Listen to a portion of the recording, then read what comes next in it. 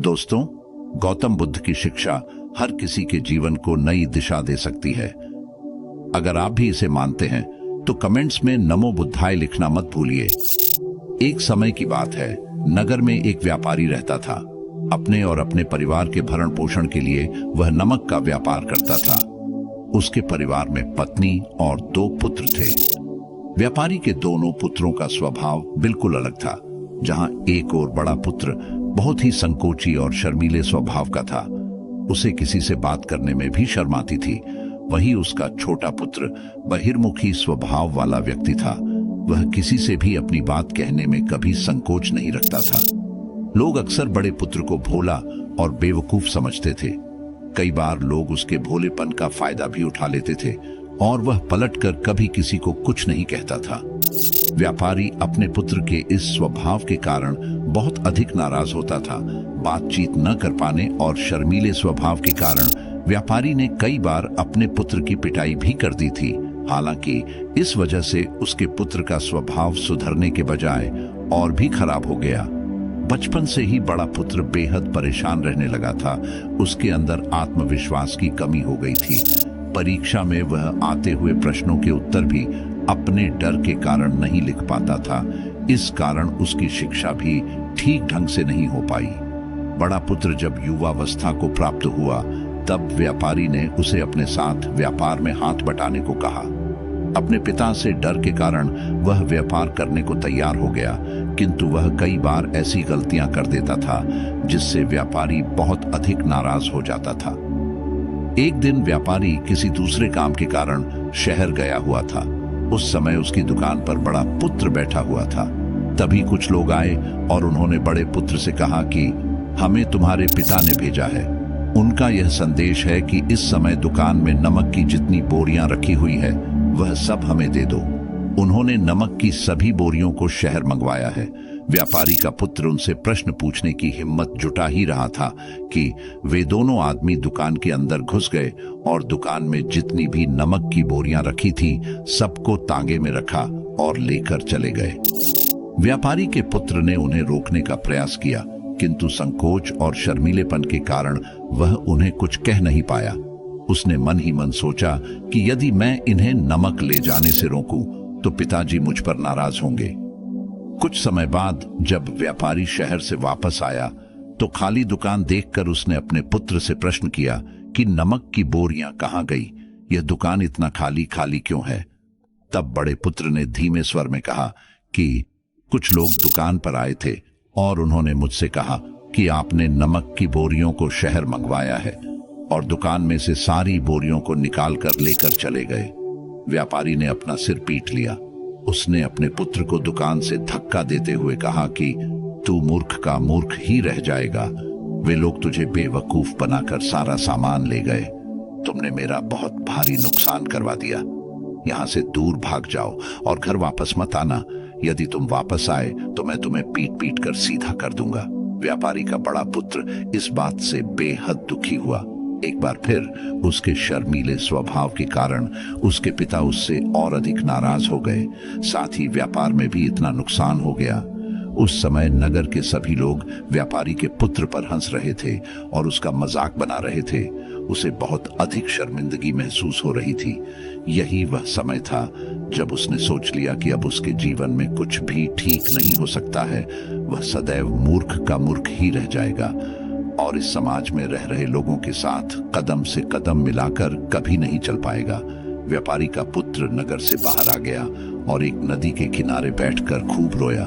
गहरे पानी को देखकर उसके मन में विचार आया कि अब उसके जीवित रहने का कोई फायदा नहीं है। उसने सोच लिया कि आज वह इस नदी में डूबकर अपने आप को समाप्त कर लेगा। असफल जीवन जीने से अच्छा है कि वह स्वयं को समाप्त कर ले।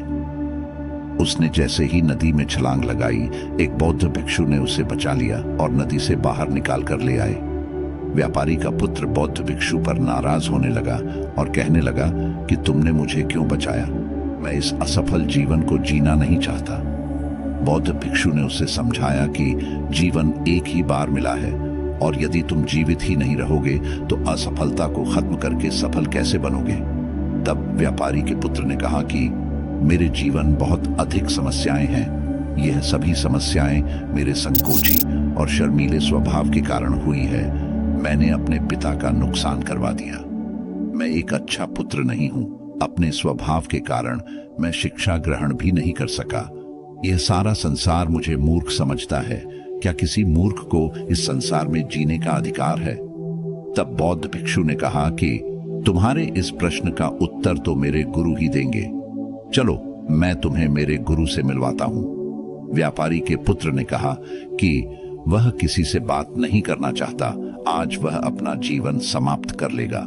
किंतु बौद्ध भिक्षु के बार बार समझाने के बाद वह उनके साथ जाने और उनके गुरु से मिलने के लिए तैयार हो गया। बौद्ध भिक्षु व्यापारी के पुत्र को आश्रम की ओर लेकर गए।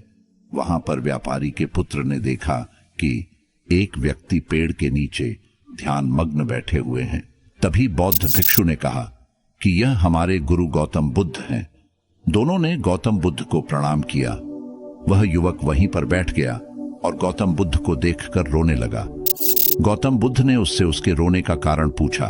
तब उसने कहा कि अब आप ही मेरी आखिरी उम्मीद है। यदि आप मेरी समस्या का समाधान नहीं करेंगे तो मेरा यह जीवन समाप्त हो जाएगा। गौतम बुद्ध ने व्यापारी के पुत्र से उसकी समस्या के बारे में पूछा। तब उसने बताया कि किस प्रकार वह बचपन से ही शर्मीले और अंतर्मुखी स्वभाव का है। इस कारण लोग उसे मूर्ख समझ लेते हैं और उसके पिता भी उससे प्रेम नहीं करते। तब गौतम बुद्ध ने युवक को शांत कराते हुए कहा कि मेरे पास तुम्हारी समस्या का समाधान है। तुम्हारा जीवन बहुत ही आसान हो सकता है। तब युवक ने कहा कि क्या सचमुच ऐसा हो सकता है? आप बहुत ही महान व्यक्तित्व प्रतीत होते हैं। आपके तो कई शिष्य हैं। हे गुरुदेव, मैं भी आपका शिष्य बनना चाहता हूं। क्या आप मुझे अपने शिष्य के रूप में स्वीकार करेंगे? गौतम बुद्ध ने कहा कि हाँ, अवश्य। युवक ने कहा कि ठीक है गुरुदेव, अब मुझे वह उपाय बताइए जिससे कि मेरा जीवन बदल जाए। गौतम बुद्ध बोले, किंतु उससे पहले तुम्हें मेरे कुछ महत्वपूर्ण कार्य करने होंगे। यदि तुम मेरा यह कार्य करो तब मैं तुम्हें कुछ ऐसे उपाय बताऊंगा जिनके कारण तुम्हारे जीवन में सब कुछ ठीक हो जाएगा और तुम्हारे पिता भी तुमसे प्रसन्न रहेंगे।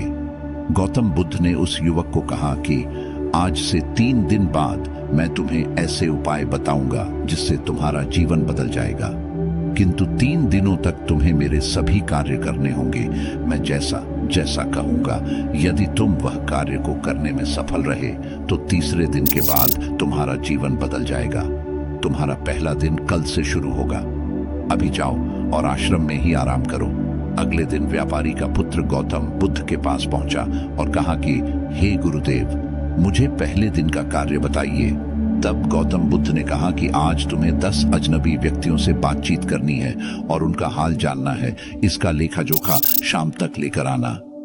व्यापारी के पुत्र को बड़ा ही संकोच महसूस हुआ, किंतु उसने गौतम बुद्ध को हाँ कह दिया। वह निकल पड़ा 10 अजनबी लोगों से बातचीत करने। शुरू में उसे बहुत अधिक संकोच हुआ। कई लोग तो उसे डांट कर भगा देते थे। उसके सामने अपना जीवन बदलने का यही एक उपाय था। आखिरकार कोशिश करते हुए उसने 10 अजनबी लोगों के नाम और उनके व्यापार का लेखा जोखा प्राप्त कर लिया। शाम को जब वह गौतम बुद्ध के पास पहुंचा तो प्रसन्नता के साथ उसने गौतम बुद्ध को बताया कि आज का कार्य उसने सही ढंग से पूरा कर लिया है। कुछ लोग तो उसके मित्र भी बन गए हैं। दूसरे दिन फिर वह युवक गौतम बुद्ध के पास पहुंचा। तब गौतम बुद्ध ने कहा कि आज का कार्य है, तुम आश्रम में रह रहे 10 शिष्यों को संबोधित करते हुए उन्हें जल के उपयोग के विषय में पढ़ाओ। गौतम बुद्ध की बात सुनकर व्यापारी का पुत्र हक्का बक्का रह गया। उसने कहा कि आप मुझसे किस प्रकार का कार्य करवा रहे हैं? मैं अपनी शिक्षा ठीक से पूरी नहीं कर पाया हूं। मैं यह कार्य नहीं कर पाऊंगा। तब गौतम बुद्ध ने कहा कि ठीक है, तब मैं तुम्हें उपाय भी नहीं बताऊंगा। व्यापारी के पुत्र ने प्रार्थना करते हुए कहा कि आप जानते हैं मेरी शिक्षा अधूरी है, फिर मैं किस प्रकार बालकों को शिक्षा दे सकता हूं? गौतम बुद्ध ने मुस्कुराते हुए कहा कि यहां सिर्फ मैं जानता हूं कि तुम्हारी शिक्षा अधूरी है, वे बालक नहीं जानते।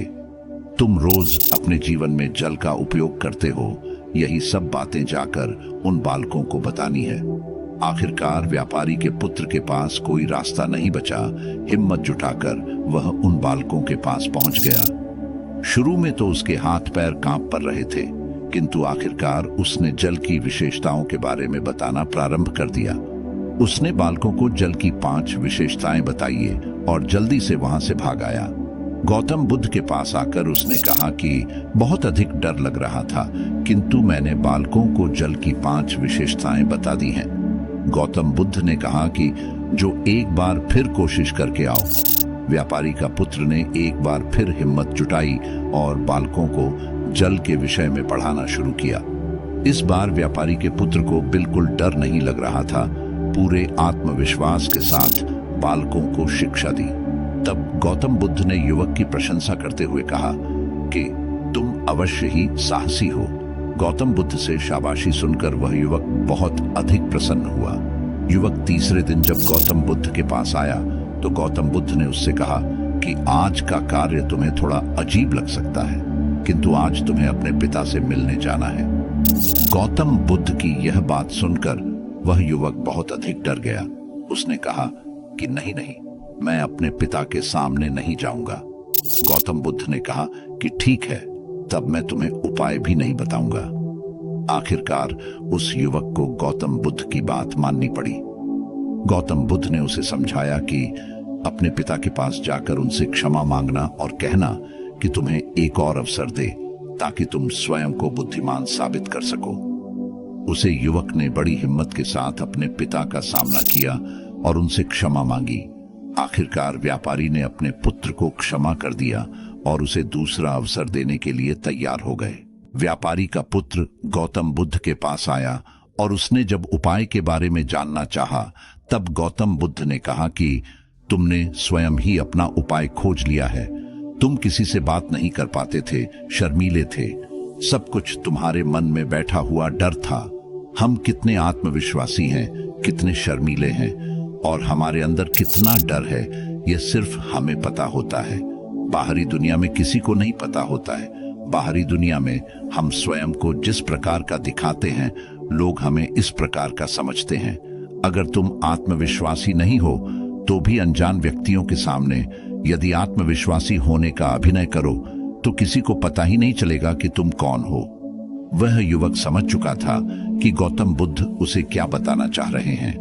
गौतम बुद्ध को धन्यवाद किया और उनसे वादा किया कि वह जीवन में सफल होकर दिखाएगा। दोस्तों, यह वीडियो पसंद आई हो तो इसे लाइक जरूर करें और चैनल को सब्सक्राइब करना ना भूलें। आपके आसपास भी कोई ऐसा शर्मीला और संकोची स्वभाव का व्यक्ति है तो उसे यह वीडियो जरूर शेयर करें ताकि उसकी सहायता हो सके।